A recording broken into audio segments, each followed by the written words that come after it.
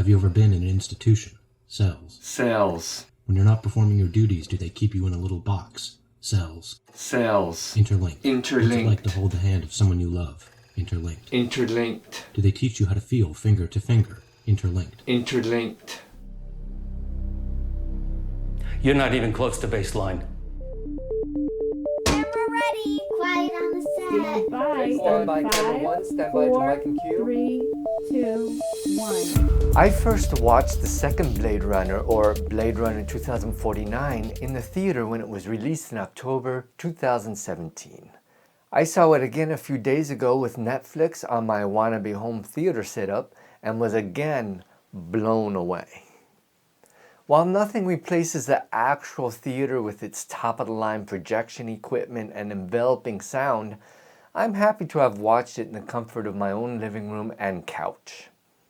There are many things I like about the movie. More generally, I appreciate its artistic value in terms of script, video quality, and color grading, and especially the music. While I'm sure there were budget constraints, at least 150 million of them, producers did not hold back.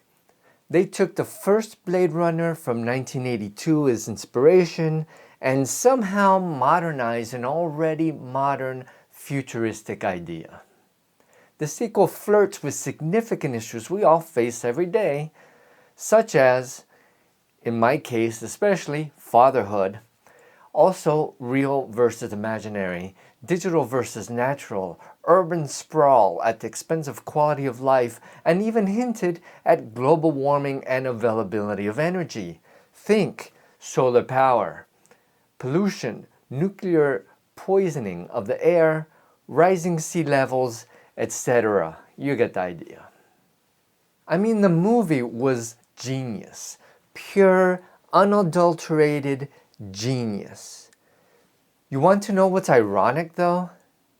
Well, I'll tell you even if you said no.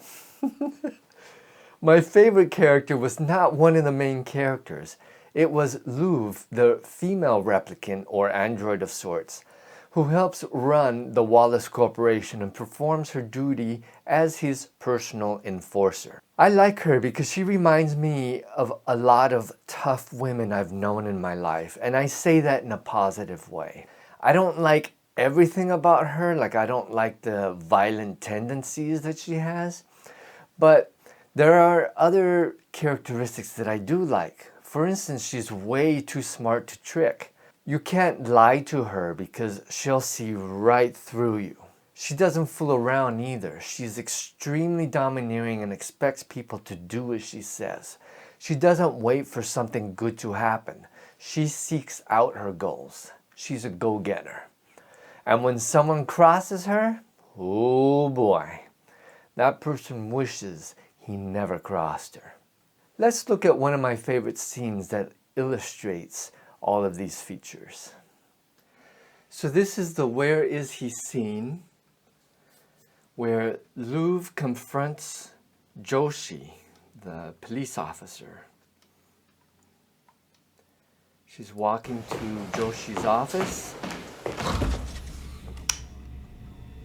Too dark in here. Boom, right there.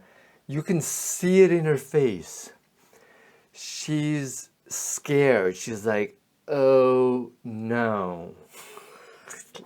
like she knows exactly who walked in. Let's go on. I like him.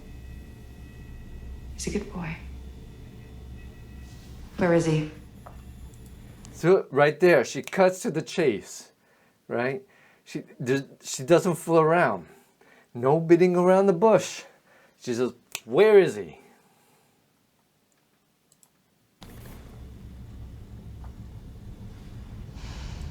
And Joshi leans back, right?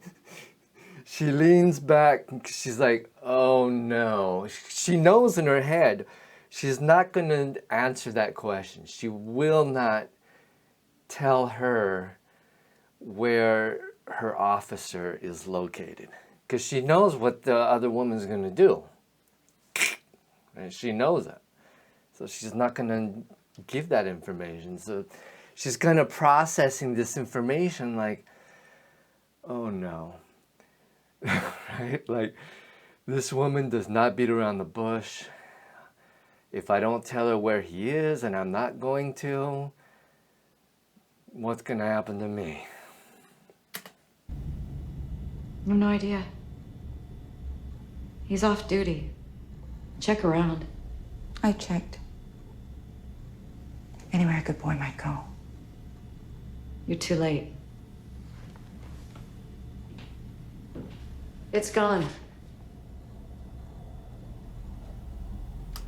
You see how she walked away?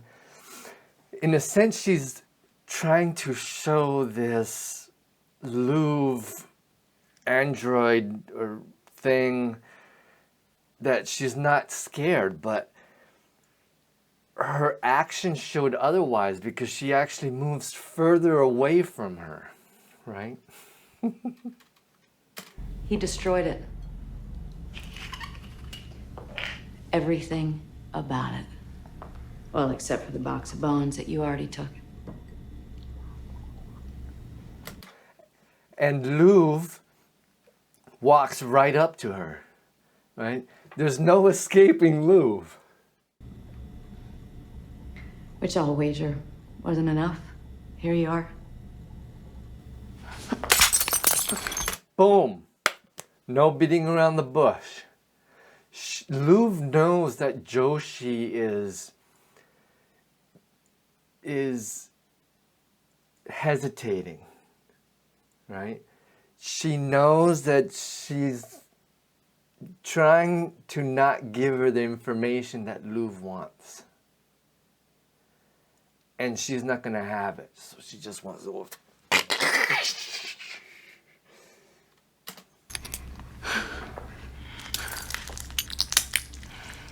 And look at that blood. And in the previous shot of Joshi, she's trying not to show her emotions, but she's like, oh gosh, this hurts. Oh, and she breathes like that because it really hurts. You tiny thing. In the face of the fabulous new, your only thought is to kill it? For fear of great change? You can't hold the tide with a broom. Except that I did. Where is he? Boom. Louvre is really mad now. And Joshi knows what's coming. She knows exactly what's coming.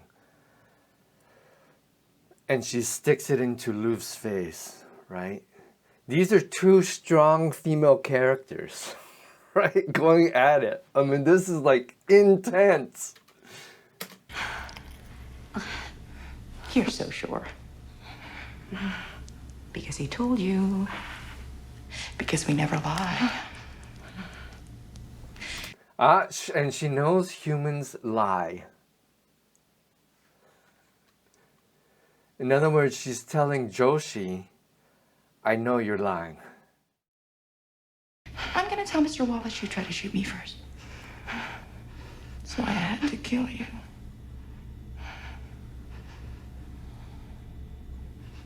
And do what you gotta do. Madam. No beating around the bush. She's like, I'm not gonna get information out of this woman, so just get it over with.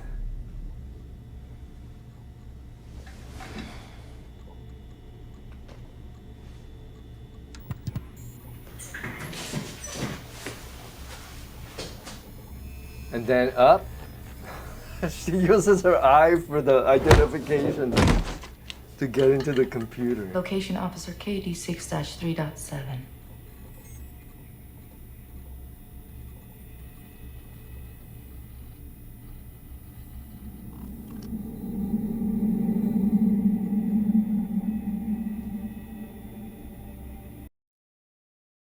Boom, that last shot. So this is less than 3 minutes. Okay, less than 3 minutes. And with that last shot, the camera person does a rack focus. Focuses, and again, it's the creativity of the crew and of the director. The cinematographer is focused on the screen and then modifies the focus so that you see her face. And you see her face underneath his face, which is her target. Right? It's a fabulous scene. This scene, in less than 3 minutes, you get an idea of who this woman really is. Right? And you get an idea of who Joshi is. I mean, it's a fabulous scene. My other favorite scene is probably everyone's favorite, and that's the seawall sequence. The sound effects were phenomenal, and somehow the sound engineers mixed the audio so that everything was loud and clear. The awesome music was the driving force of the scene, with effects like low rumble, reminiscent of an earthquake. The mid-range sounds carried the scene forward with ocean waves that battered the wall, producing high-frequency splashing. Whoosh, whoosh, whoosh. Boom, boom, whoosh.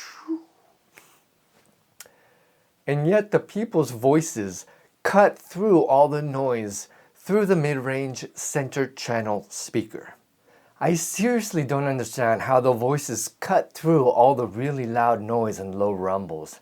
And yet everything was clear. I mean, yes, I have what I now know is a good speaker system, especially after watching this movie, but getting that kind of quality when frequencies are covering most of the audible hearing range of the human ear is rare. And now for my final thoughts. I rate this movie a 9.5, and that's only because I like to reserve a perfect 10 to super creative works such as Ponyo, directed by Hayao Miyazaki and produced by his own studio Ghibli. Still, the difference between 9.5 and 10 is minuscule and shows that I really liked Blade Runner 2049. Director Denis Villeneuve did a fantastic, exemplary job ensuring that the movie complemented the first Blade Runner from 1982 and improving on it. I believe the music plays a major role in setting the futuristic feel. The sound and visual effects are amazingly knitted within the plot. The color grading, which deserves an entire review episode on its own, was visually poetic. By far, my favorite aspect of this film is the way the music is mixed with the action on screen. The music helped frame the futuristic feel of the plot and added to the action. When the movie ended, I felt existentialist. The movie, for me, was emotionally and intellectually stimulating. Of course, it helped to have maxed out the audio to the point where it was almost uncomfortably loud. You can safely assume I was trying to emulate the movie theater experience. I remember while watching it in the theater that I could feel the low rumble and hear everything in high quality. I was almost able to get it to that point on my own audio system, even turning up the subwoofer volume to actually feel my floor shake underneath my feet and shake the couch. And I'm telling you, I literally moved back and on the couch and lifted up my feet off the floor because I figured maybe my brain is being fooled into believing that the couch is shaking because the sound waves are moving up my legs and into my body. But when I lifted my feet off the floor and leaned back, I could literally feel my couch shaking. It was quite awesome. I wholeheartedly recommend this film. Go watch it. As always, subscribe, hit the thumbs up, and tell me what you thought about this review in the comments below. And I'll see you in Ramon's First Take movie review.